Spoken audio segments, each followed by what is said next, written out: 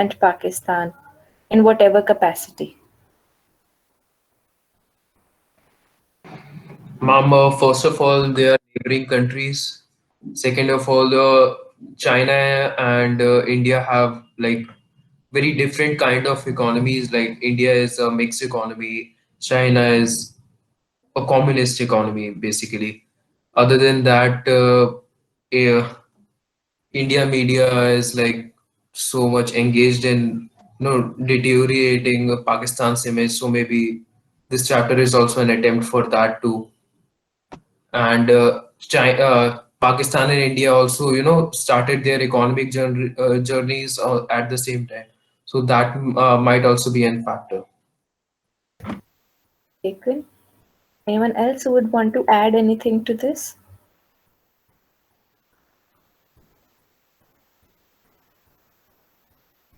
What exactly are we gaining out of the comparison?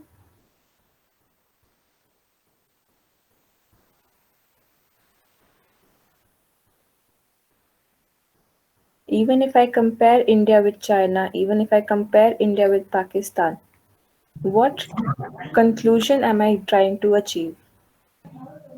Ma'am, by comparing, we can get to know, positive and negatives of each economy, each style of economy, and the merits and demerits of decisions which have been taken in the past, and so that we can learn for the future and do not repeat those mistakes. Thank you. When we're looking at comparison, we're talking about several things here. We'll be comparing their economic history, we'll be comparing their policies, we'll be comparing the outcome of the policies. Why exactly are we looking at comparison? As Shivam has already pointed out, more or less we started our journey as independent nations around the same time. So you're talking about seeing that, just take it as a virtual race. You started the race at one point and you want to now see how have each of them performed individually, and just in case someone has performed well, what really worked for them. Just in case someone was facing struggles, what exactly policies did they come up with that did not work for them? You stand a huge chance to learn from your neighbors, from other countries also. Another thing, the policies that work for certain countries may not work for other countries, or the policy which has failed in one country may work very well in other country. ऐसा क्यों होता है? Ma'am, because demographics of all the countries, some countries have high populations, some countries does not. Some countries have good infrastructure, some countries are like India. Then the governmental factor, like some countries are true democratic, some countries say that they are democratic while they are communist. So there are n number of factors. Taken. When imposing a policy, you'll have to look at certain factors. आप अपना population देखोगे, आप infrastructure देखोगे, आप अपना institutional setup देखोगे, आप अपनी society की expectations देखोगे, आप अपना political front देखोगे. So there are too many things that are also needed to be considered before a policy is brought in.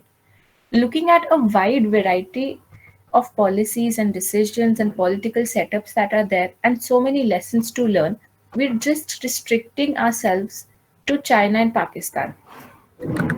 What exactly are we talking about in this lesson? Just comparing what exactly has India done, what China has done, and what Pakistan has done.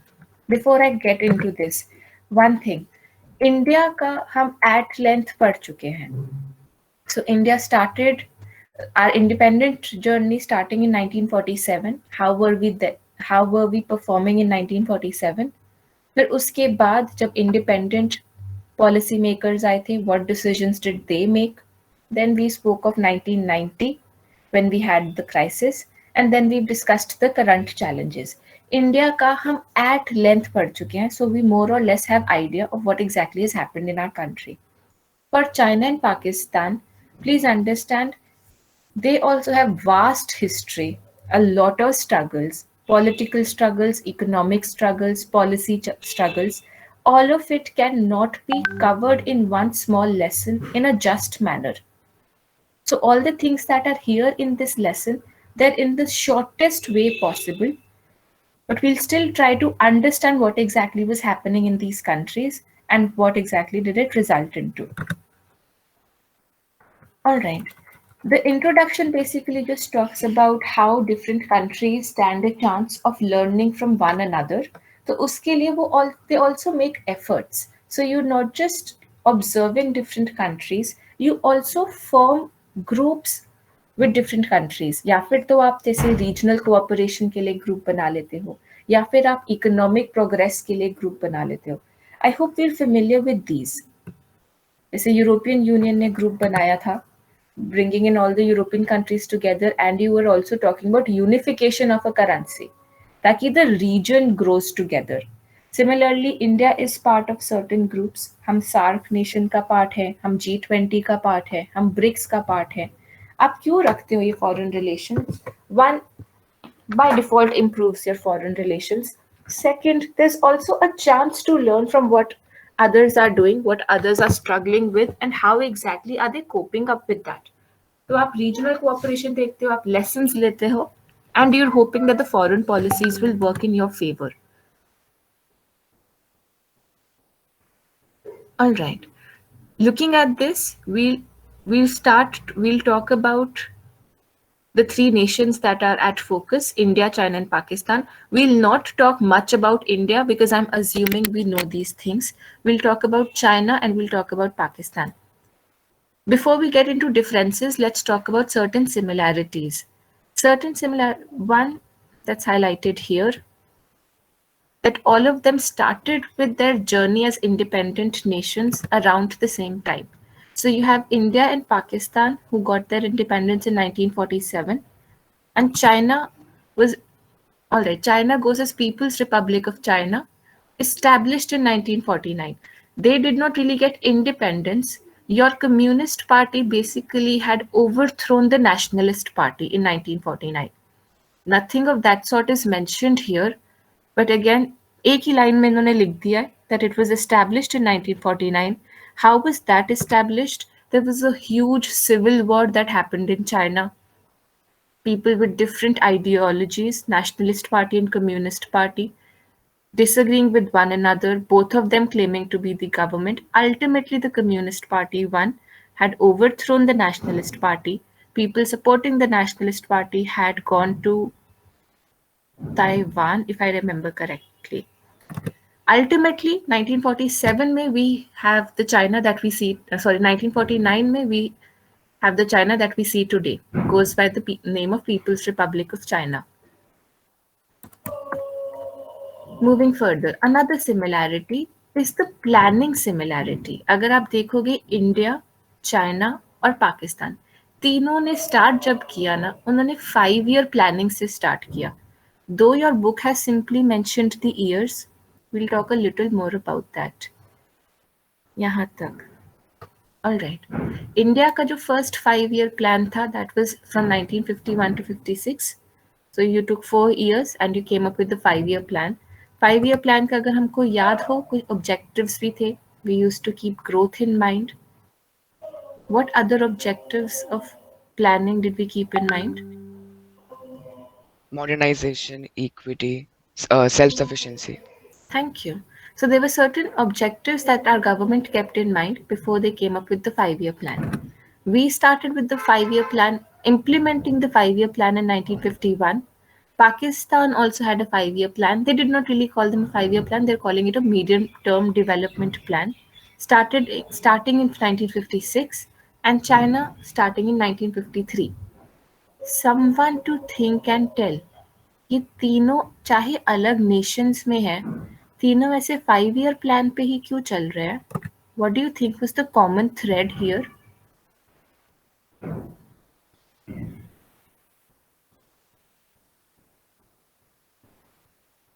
Who inspired India to go for this planning setup?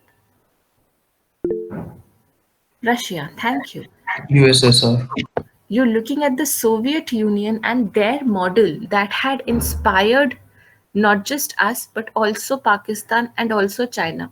At that point of time, you had flourishing model of the planning setup में आपने कैसे किया हुआ है कि हर country सोचती है कि मुझे बाय द टाइम ऑफ से नेक्स्ट 5 इयर्स एग्रीकल्चर में क्या गेन करना है, इंडस्ट्रियलाइजेशन कैसे इंक्रीज करना है, इकोनॉमिक आउटकम हमको क्या चाहिए. So that was a planned economy. That was a highly planned economy. And all three countries were highly impressed by their model. So all three also started with the planning model. And the time that we started with the planning was also more or less around the same. Certain differences that come up and maybe similarity between India and China, the model that we took was about investing in public sector and raising expenditure on social development. So if I take you back to 1950s ka time, our government had centralized the control. Our government was investing directly in public sector. Private sector को आप इतना encourage नहीं कर रहे थे. आप social development पे expenditure कर रहे हो. आप लोगों को welfare पे expenditure कर रहे हो. However, you did not really create opportunities of income. We'll talk about that, but I hope we remember how controlled economy we were back in 1950 to 1990. Similar fashion में पाकिस्तान का भी ऐसा था, investing a lot in public sector, focusing on welfare of the people and trying to control and create a nationalized economy. Till 1980, more or less, all the three countries were at the same level of development. Things changed after 1980s. क्या हुआ था, हर country को कहीं ना कहीं problem हुई. China had other set of problems. Pakistan and India had similar problems. Then they brought in reforms around 1980s, and the way the reforms worked for these three countries were different. India का हमें already पता है, हमारी struggles 1980s में शुरू हो गई थी. 1991 हम रिफॉर्म लाए हैं, and how those reforms worked for us, we know that. We'll now talk about China, a brief history of China, what exactly problems did they face, and their reforms. So far, do we have any thoughts or any questions?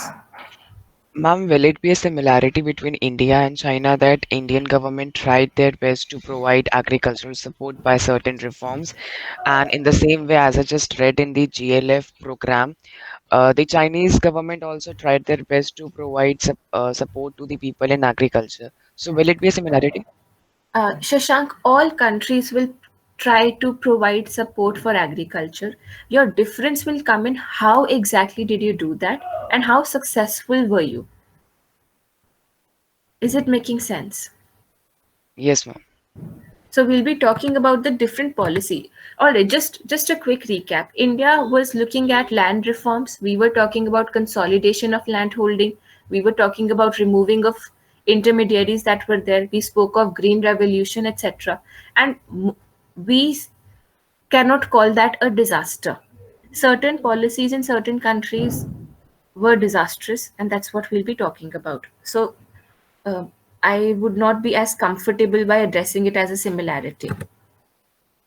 All right, looking at China, already said, one established in 1949. Now, when you're looking at 1949 and you're looking at Communist Party coming in, थोड़ा एक idea रखते हैं. Chinese approach हमारी approach से थोड़ी अलग है. When I say Communist Party, keep collectivization in mind. Collectivization मतलब आपको होता है सारे resources collectively are owned by all the people, which means private ownership was not really encouraged in China. Private ownership ना होने का कोई फायदा या कोई नुकसान सोच के बता सकते हैं आप लोग? मैम, प्राइवेट ओनरशिप ना होने के तो बहुत बड़ी implications हैं. Sorry. No, please continue. No, I was just Ma'am, one disadvantage is that there will be no competition between the state and the private people. taken. I think Sarthak's point adds to that you're looking at a monopoly only coming in and there's absolutely no competition. Any other thoughts? Private ownership nahi hai. Private ownership of the productive assets नहीं है। Ma'am per capita income बढ़ने के chances बहुत कम हो जाते हैं अगर हम प्राइवेट ओनरशिप नहीं रखते हैं तो। बेटा, per capita income would be total income of the country divided by total population.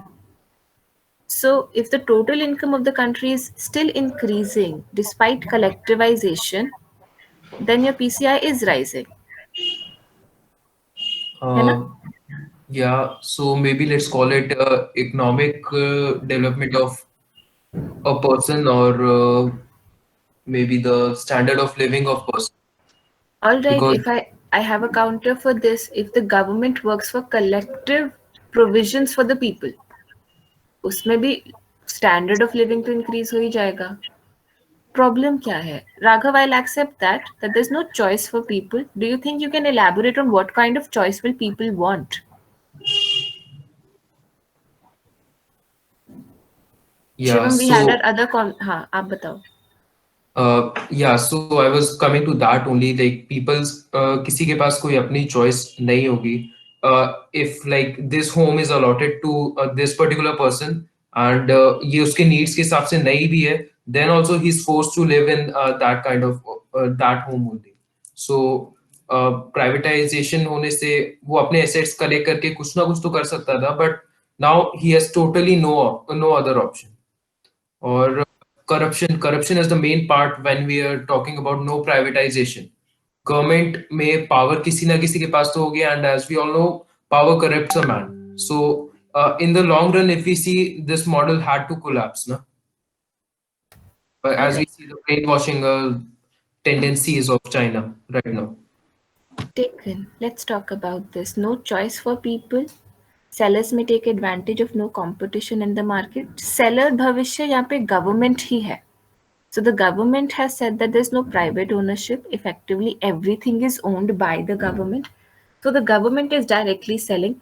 The point is, आप जैसे उसको implement कर रहे हो, वहाँ issues आएंगे. One, people will have no incentive of working. जब मुझे पता है कि ये गवर्नमेंट का लैंड है, इसका आउटपुट जितना भी आए आपने मुझे मेरा वेज कंट्रीब्यूशन दे देना है. I am not getting anything out of this as opposed to say private ownership. अगर मुझे पता चलता है ये लैंड गवर्नमेंट लैंड नहीं है, अब ये लैंड मेरा है, I will put in more efforts. This is just an example, so that my output increases. With that output increasing, I am now saying मेरी income बढ़ रही है. जब मुझे पता ही है मुझे गवर्नमेंट एक फिक्स्ड पार्ट दे देगी, आपका इंसेंटिव कम हो जाता है. Again next thing, the way the government rules out. आप इतना मास लेवल पे, इतना बड़ा एरिया पे इतनी स्ट्रिक्ट पॉलिसी लाना आसान नहीं है. You will have corruption happening, you will have people not agreeing. तो आपको फोर्स करना पड़ेगा. जब आप फोर्स कर रहे हो, people are not giving their 100%.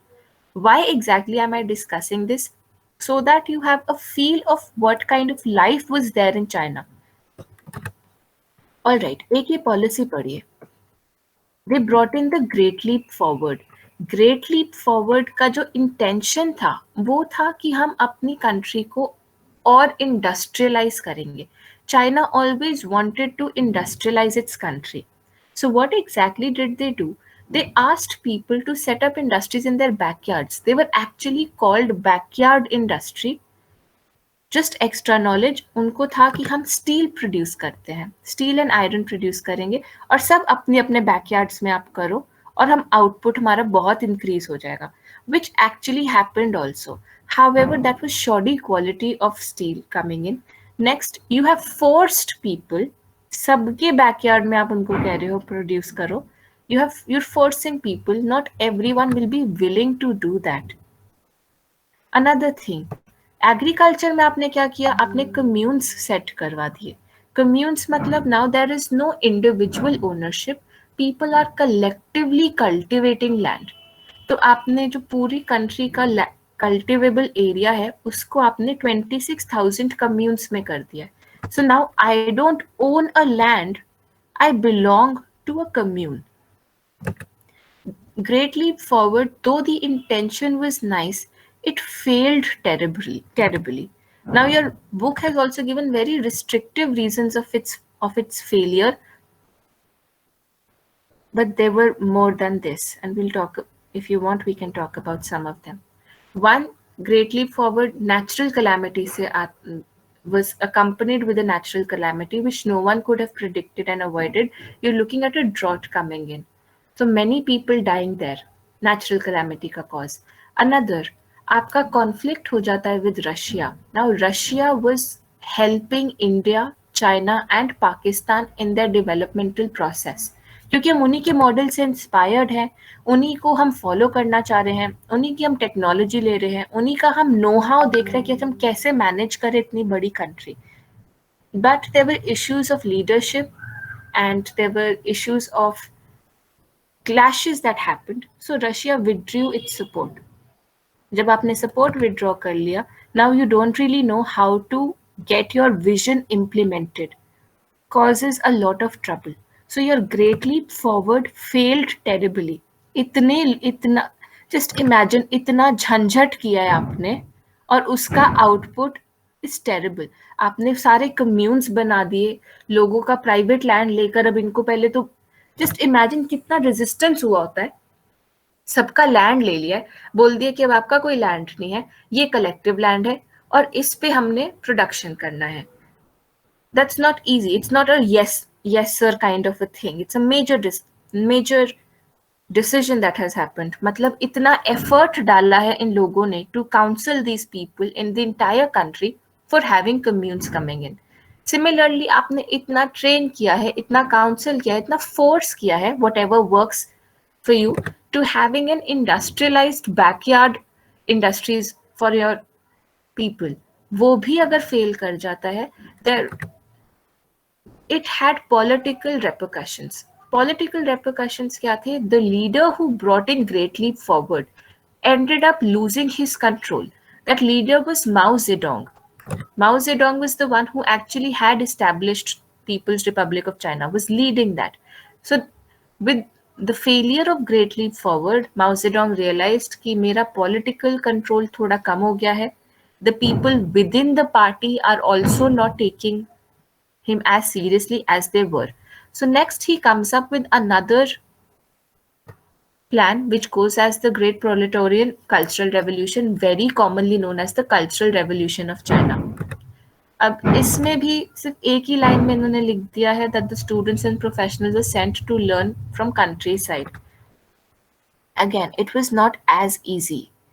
आप एकदम से बच्चों को या फिर वर्किंग प्रोफेशनल्स को अगर बोलोगे जाओ कंट्री साइड पे जाके काम सीखो, आपको रेजिस्टेंस मिलेगा. The way they made that implement, there was again a lot of counseling, there was a lot of brainwashing, there was a lot of violence, a lot of force happening.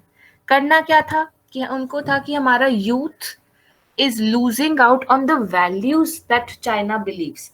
अब जो values China believe करता है, or at least the values that they wanted the people to follow, were the values of Communist Party, collectivization.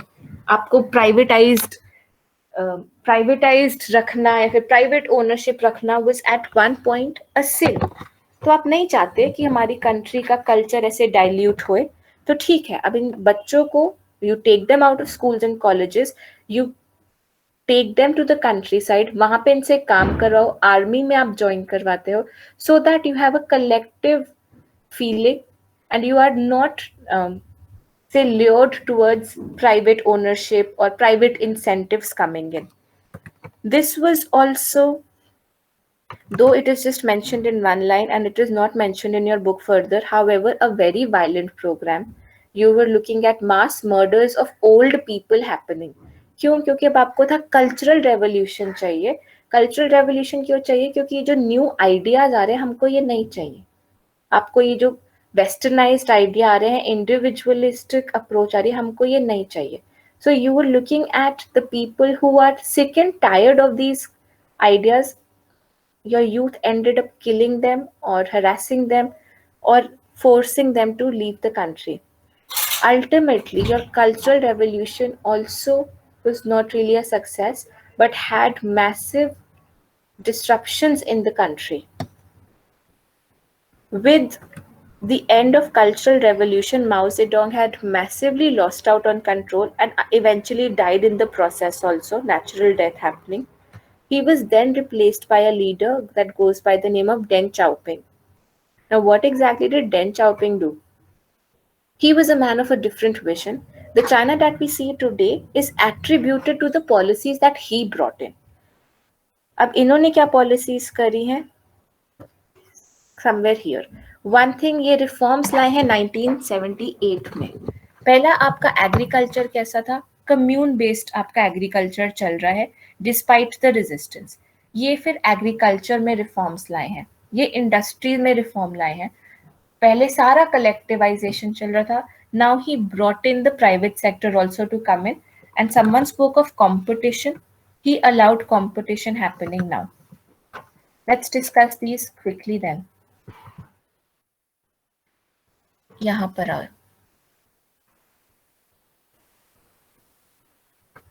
See this highlighted portion. आपका पहले commune based system चल रहा है, तो वहां पे क्या हो रहा था? आप लैंड पे काम करते हो, whatever you are earning goes to the government and you get a certain part of the income. अब आपने वो कम्यून सिस्टम को वापस डिवाइड कर दिया है and you allotted them to individuals. Again China is not going against its own words. वो allot कर रहे हैं, आप ओन नहीं करते हो. लेकिन उसमें भी फिर भी क्या इंसेंटिव था? Whatever income you are generating from that land, pay a part of it to the government and the rest of it is yours. Are you seeing it is more or less similar to what we have for our farmers? सिर्फ एक फर्क क्या है? वहां पे land allot किया हुआ है, यहाँ पे ओनरशिप है. However, the problem of incentive has been tackled now. ज्यादा प्रोड्यूस करोगे तो there's more income for you. Come produce करोगे there's less income for you. Does this sound fine? Yes, ma'am. There was another thing where someone also raised about competition. Now you're looking at private sector firms coming in. पहले क्या था? पहले सिर्फ state owned enterprises थी. अब क्या है? Now you're looking at private sector firms coming in. Now if they are coming in, अब आपने private sector को भी right दिया है कि produce goods and sell goods. Improving competition, which will always encourage people to increase the output, increase their quality. It was not just the private sector that was facing competition. Apni state-owned companies were also facing competition. However, they did control the pricing aspect. Pricing aspect इन्होंने कैसे control किया? They had something like dual pricing. Just a second. Please read the highlighted portion.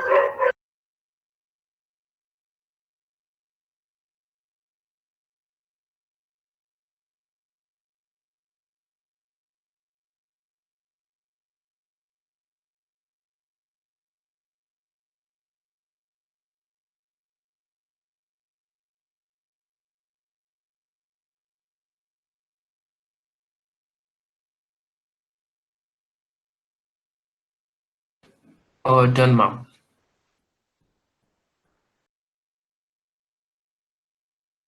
There are dogs barking in my background. I'm waiting for them to shut.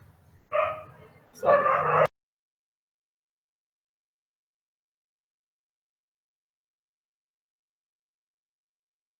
Ma'am, I'll just read out my interpretation of this, and you can just tell me if I've interpreted it correctly. So this means that government has put a price ceiling up to a certain limit of number of goods. कि जैसे ये एक firm है, so it can buy 30 tons of iron at this fixed price ceiling, और 30 ton से ज्यादा अगर उसको खरीदना है, then it can buy at market price. And same goes for selling, कि अगर the firm is selling up to 15 tons of iron of steel, if it's producing steel, so 15 tons तक उसको ये फिक्स्ड रेट पे बेचना पड़ेगा, and 15 turns के बाद वो जितना भी बेचेगा वो मार्केट रेंज पे, मार्केट प्राइस पे बेच सकता है. Shivam, what made you interpret it that way? Ma'am, the line that the reform process also involved dual pricing. This means fixing the prices in two ways. Farmers and industrial units were required to buy and sell fixed quantities of inputs and outputs on basis of prices fixed by the government. So ये first part की जो government ने price fix किया हुआ है उसके ऊपर खरीदना है, और जो जितना जो लिमिट है, लिमिट के बाद अगर आप खरीद रहे हो या बेच रहे हो तो वो आप मार्केट प्राइस पे कर सकते हैं। All right. It was actually basically, it was another interpretation, and what really happened also was you wanted to control the prices for certain commodities and you did not want to control prices for certain other commodities. आप agriculture को promote करना चाह रहे हो, आप industry को promote करना चाह रहे हो, और आप प्राइसेस डेलिबरेटली लो रखना चाह रहे हो. Only then can you have say cheap imports coming in from China in our country. तो वहां पर अगर आप इनपुट का प्राइस, सर्टेन इनपुट्स के प्राइसेस गवर्नमेंट डेलिबरेटली लो रख रही है, सर्टेन फाइनल गुड्स के प्राइसेस गवर्नमेंट डेलिबरेटली लो रख रही है, और बाकियों के में वो इतना इंटरवीन नहीं कर रहे हैं. So the quantities that you're looking at is can be if I say now, I don't really have an example on the top of my mind, but say if there's something of a consumer good, maybe clothes for example, आप उसके price को छोड़ दोगे on the market to determine. You'll not intervene there. But if I say iron for instance that is needed in your capital goods industry, आप उसके price को deliberately low रखवाते हो, fixing the quantity and fixing the price so that जो भी आपका next person खरीदे उसका costing कम हो जाए and he is able to sell it at a lower price. Is it making sense? Yes, ma'am. Ma'am, Ma'am, can you explain the interpretation again All and the right. example also? Right, you're looking at dual pricing. Dual pricing क्या था? One aspect जहाँ government prices fix कर रही है for certain commodities, and other aspect where the government is leaving it on the market to determine. तो now the government also had intention of promoting agriculture needed to meet the needs of your own population, and also industrial setup. China always wanted to come up as an industrial hub. Now if you want that, वो कैसे होगा अगर आपका prices या costs low रहेंगे? तो government क्या कर रही है वहां पर, सर्टेन कमोडिटीज के प्राइसेस वो डेलिबरेटली लो रख रही है या वो फिक्स कर रही है. The way Shivam said, you have a price ceiling for certain commodities. The example that I took was for iron. Now, this is a hypothetical example. I've never read it anywhere, so you cannot quote this. But just to maybe show the stark difference and implications, iron आपका use हो रहा है in all capital goods industries. तो अगर आप उसका price लो रखते हो, आपसे जो भी आयरन ले रहा है उसका कॉस्ट लो रहेगा, so he will be in a position to sell it at a lower price and export it at a lower price, as opposed to other goods जहाँ पे गवर्नमेंट ने सोचा अच्छा हम यहाँ इंटरवीन नहीं करते हैं.